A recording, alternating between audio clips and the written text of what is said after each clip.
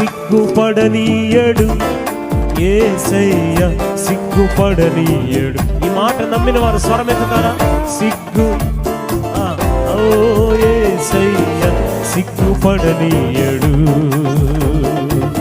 హీన స్థితిలో మనమున్నను సిగ్గుపడనీయడు.